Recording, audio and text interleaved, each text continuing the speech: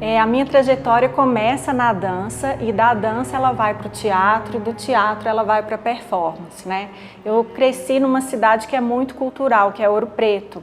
Então, com 5 anos lá eu já comecei a fazer balé clássico e depois mudei para Belo Horizonte aos 13, ainda fiz clássico um tempo, mas aí fui me abrindo para outras áreas, né? Principalmente muito influenciada pelos festivais de inverno, né, da UFMG, que aconteciam em Ouro Preto, então eu tinha essa relação muito forte com os festivais por ser a cidade que eu cresci. E aí acabei tomando gosto pelo teatro, mas nunca abandonei a dança, né? Quando eu mudo para Belo Horizonte, eu conheço vários profissionais e escolas muito interessantes com os quais eu fiz muitas aulas e fiz uma formação, né? Então, e as danças brasileiras também, jazz. Com o tempo eu fui me aproximando da dança contemporânea, então o meu trabalho ele acabou indo para esse caminho mais corporal do que textual, né? Acredito que isso se deve muito ao meu pé na dança, né? Esse pé na dança que eu nunca abandonei.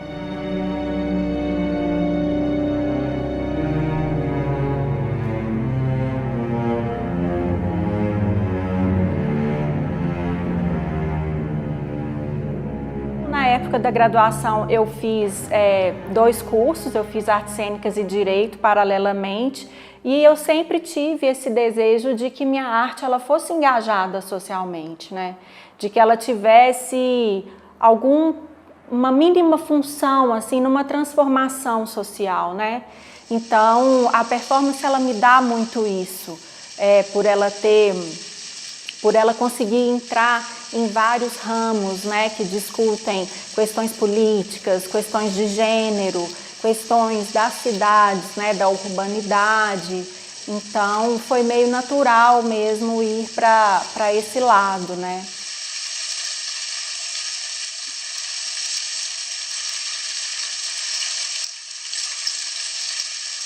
Então, quando eu acabo essas 2 graduações, eu encontrei um lugar comum, que foi os direitos humanos, né? Os direitos humanos eles estão muito presentes nas artes também.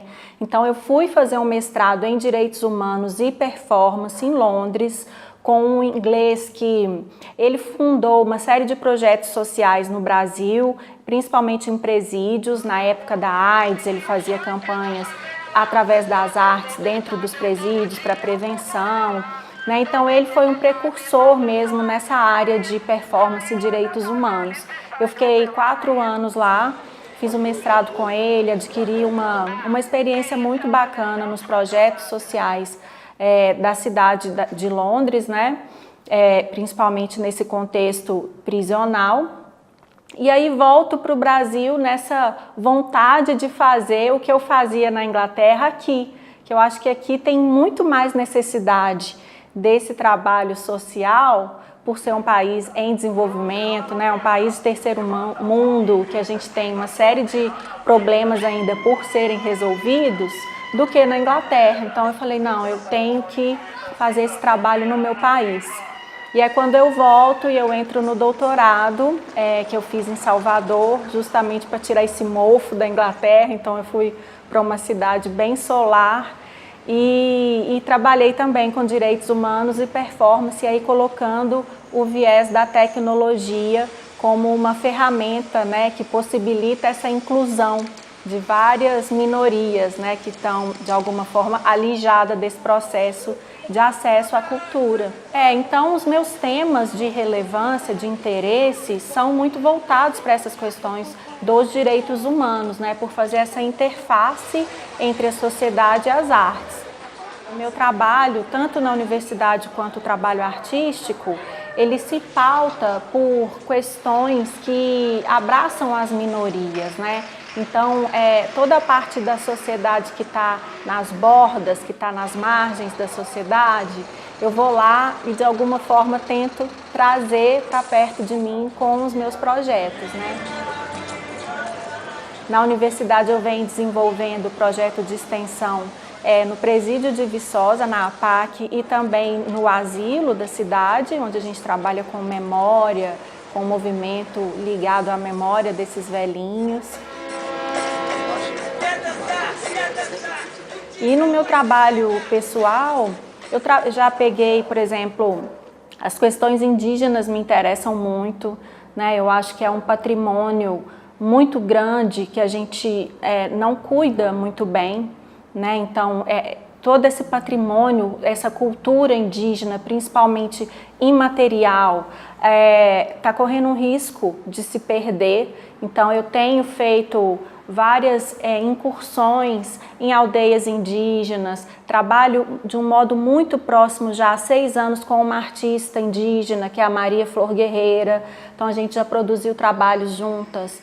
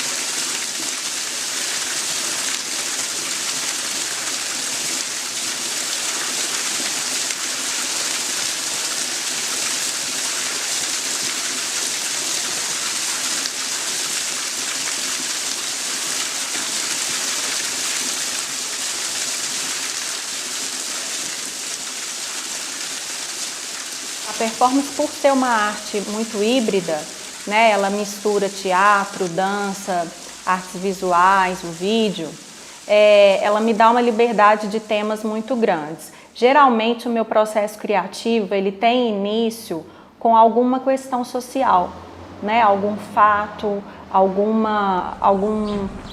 problema, né, alguma questão que eu acho que precise ser retratada. Então, algum fato social chama a minha atenção, né? E aí eu começo a pesquisar materiais, eu começo a pesquisar movimentações, começo a pesquisar espaços, né, que possam dar conta de alguma forma de falar dessa questão que eu quero abordar. Eu gosto muito de usar imagem, né, no meu processo de criação. Antes de pensar em movimento, antes de pensar em um desenrolar da performance, eu gosto de pensar que impacto visual que ela vai causar no espectador, né? Quando ele entrar no espaço expositivo, o que ele vai sentir de cara, né, com uma imagem. E aí, se essa imagem se desfaz, se esse corpo vai se transformando em outra narrativa, isso sempre vem num segundo plano, né? Então, acho que é mais ou menos esse, assim, o meu percurso. Pegar algo da sociedade que me chama a atenção, trabalhar isso através de materiais e do corpo e, com isso, fazer uma imagem impactante que possa gerar acontecimentos e desdobramentos, né?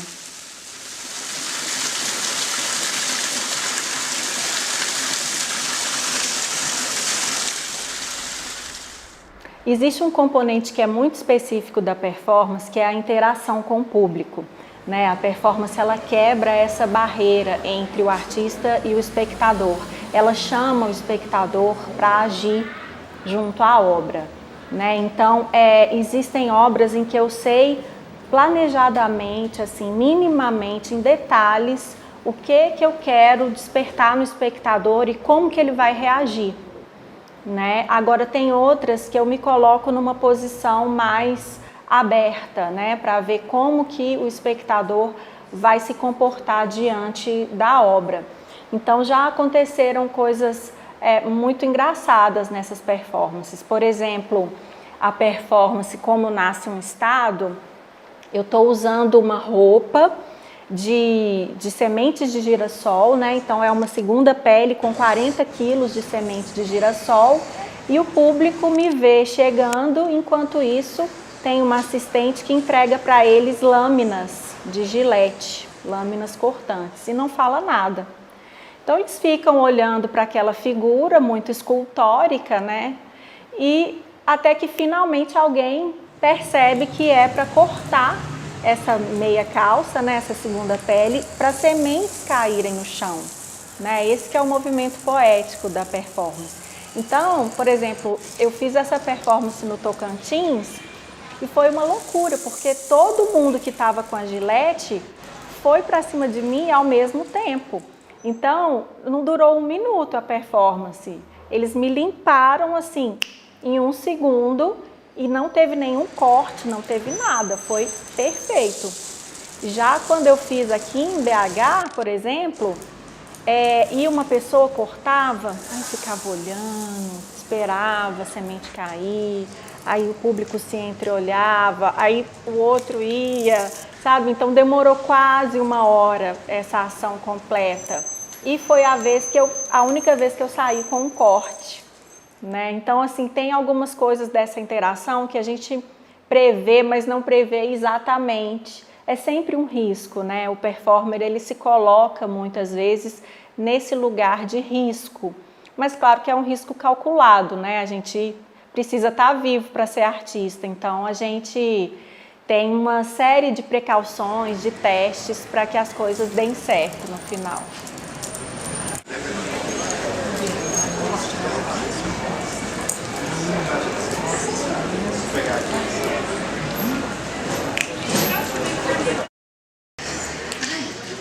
Já aconteceu uma reação que foi bem difícil de digerir numa performance. Era uma performance 1 a 1, ou seja, eu estava no espaço sozinha e tinha alguém na porta que controlava a entrada de um espectador de cada vez. E era uma performance sobre o universo prisional. Então, nesse trabalho eu uso uma máscara com um espelho que tampa toda a minha visão, eu não enxergo. E para simbolizar as barras do presídio, né, as barras de ferro da cela, eu uso uma série de faixas no meu corpo. Então eu estou muito vulnerável, assim, o meu figurino deixa muito exposta, né? E a pessoa entrava e via que eu estava com o rosto tampado, com uma série de cartas de presidiários, enfim, eu criei uma cela nessa performance. E aí muitas pessoas chegavam, me abraçavam, né, contavam para mim alguma história, pegavam as cartas e liam para mim. Mas teve uma pessoa que ela foi extremamente invasiva. Ela, percebendo que eu estava com o corpo praticamente nu, ela se aproveitou daquele momento e ela praticamente abusou de mim.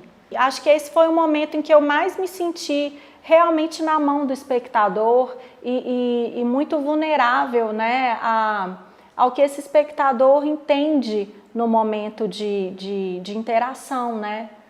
Acho que a gente se coloca para o que tem de bom e para o que tem de ruim no ser humano, né, nessas situações. Né? Esse evento de invasão aconteceu em Londres, eu fazendo essa performance na Inglaterra. E a gente sempre pensa, né, que o brasileiro tem um jeitinho assim, que o brasileiro que vai passar a mão, né, que o brasileiro é muito machista e se aproveita. E não, eu fiz essa performance na virada cultural aqui de BH e foram super respeitosos, sabe? Eu nunca tive um público que me acolheu tanto, que me abraçou tanto, que penteava meu cabelo, sabe? Foi lindo. E justamente na Inglaterra, que a gente imagina que todo mundo é tão civilizado, foi aonde eu senti um abuso, né? Talvez até pela falta de proximidade com a linguagem da performance, né? Que o Brasil recebeu muito recentemente essa linguagem. Existe um respeito, sabe? Existe um desconhecido e isso faz com que tenha uma distância quase entre o espectador e o artista, né? Então eu sinto isso aqui no Brasil muito forte.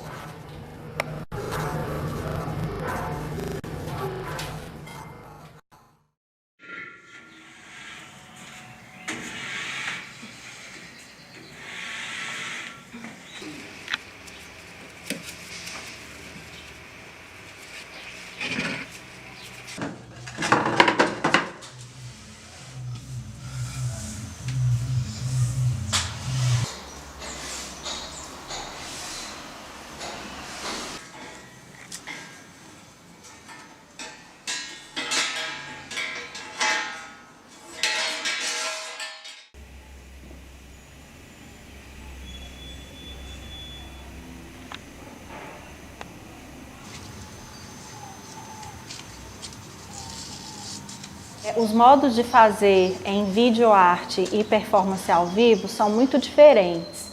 Geralmente o trabalho para vídeo, ele é pensado já para o vídeo, né? O vídeo ele está já no processo de criação desde o início. Ele não chega só no final, só para registrar, né? Tem todo um contexto já de roteirização, né? De conceito da obra que leva em conta esse vídeo. E também existe uma diferença entre a preparação corporal, né, de um trabalho ao vivo e um trabalho para vídeo. O trabalho para vídeo ele exige uma afinidade maior com essa linguagem da câmera, né? Porque o olhar do diretor, no caso o meu olhar, né, qual parte do corpo que eu quero que o espectador tenha foco, onde que eu quero que ele olhe, é algo que está totalmente sob o meu controle.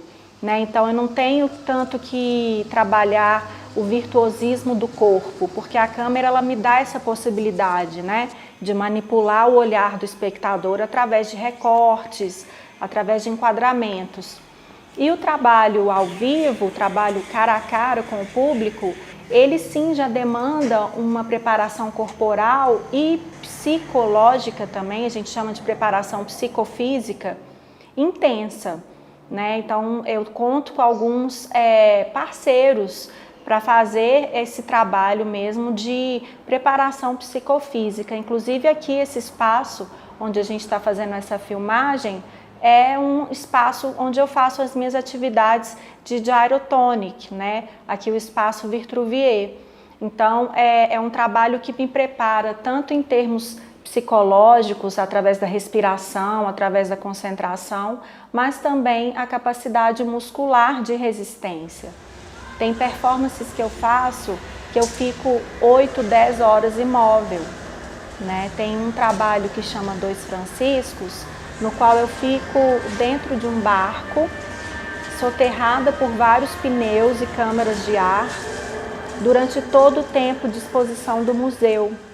Ou seja, o museu abre 9 horas da manhã e fecha às 6 horas da tarde e eu tô lá deitada o tempo todo. Né? Eu não levanto para beber água, não levanto para ir no banheiro. Então é uma preparação muito grande que a gente tem que ter. É uma preparação diferente da preparação para o movimento. Né? Estar estático também exige um controle muito grande, né? Do corpo e da mente. Então a gente tem todo esse processo de preparação. Eu tive com a Marina Abramovic alguns anos atrás e ela tem um método, né? Ela criou, chama O Método, que é um método justamente para artistas da performance. E eu tive a oportunidade de conhecer esse método, né? De conhecê-la. Então a gente fazia, por exemplo, um dia inteiro sem poder conversar. Né? Então você passar todo esse período do dia sem dar uma palavra, né? A água que a gente toma banho era esquentada com a lenha que a gente colhia, né? Todo um trabalho assim de concentração, de paciência, que faz parte do método dela. Isso tudo também, à medida que eu vou aplicando no meu próprio corpo, eu vou levando para o trabalho com os alunos, né? Na universidade. Eu ministro as disciplinas de performance lá.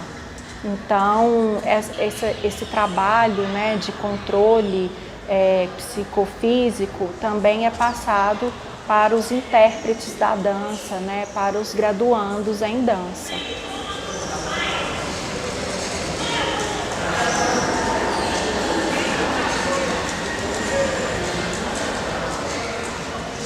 Dependendo do tema que eu vou trabalhar e da locação, eu tenho alguns parceiros, né, que colaboram comigo. Então tem parceiros que estão comigo na parte do figurino, tem outros que trabalham realmente na filmagem, né, na captação das imagens, edição, algumas eu mesma faço, mas também tem uma galera que trabalha comigo já na edição. Né? Então a gente nunca está sozinho, por mais que a obra seja uma obra individual, existe uma série de pessoas por trás, né, para tornar esses trabalhos possíveis.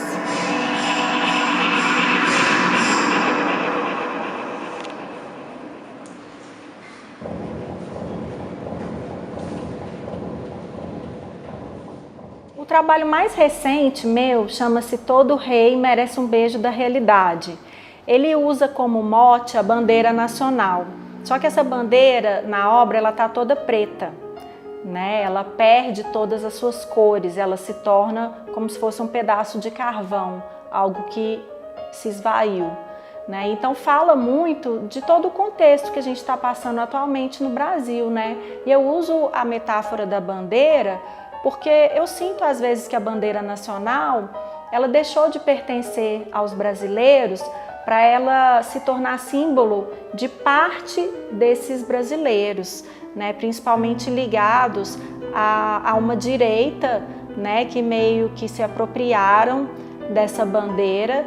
E aí quando você vê a bandeira do Brasil, é como se você estivesse vendo uma bandeira de alguns partidos políticos, né? A bandeira como símbolo da soberania nacional, ela perdeu muito desse poder, né? Nem todos nós nos identificamos mais com aquela bandeira, com o signo que ela ganhou hoje em dia.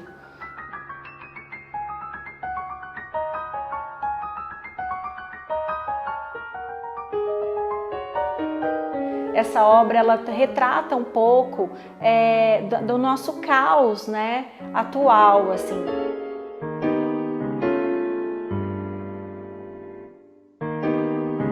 A vida de um artista de performance, de um artista da dança, né, de um intérprete, ela depende muito do corpo, porque a gente depende desse instrumento para conseguir fazer o nosso trabalho. Então, às vezes, a gente não está tão preocupado com a questão estética, né? Se o corpo está dentro dos padrões, mas a gente quer que esse corpo seja expressivo, né? Que esse corpo dê conta de passar os conteúdos, as mensagens que a gente quer.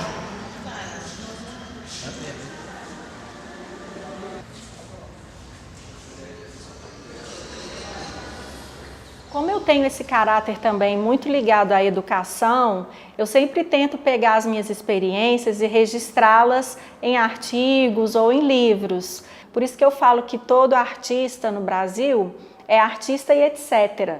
Porque a gente nunca se dedica só à atividade criativa, né? A gente sempre está escrevendo algum projeto que, se parar para pensar, é um trabalho de produção, é um trabalho bem específico que a gente tem que aprender a fazer, né?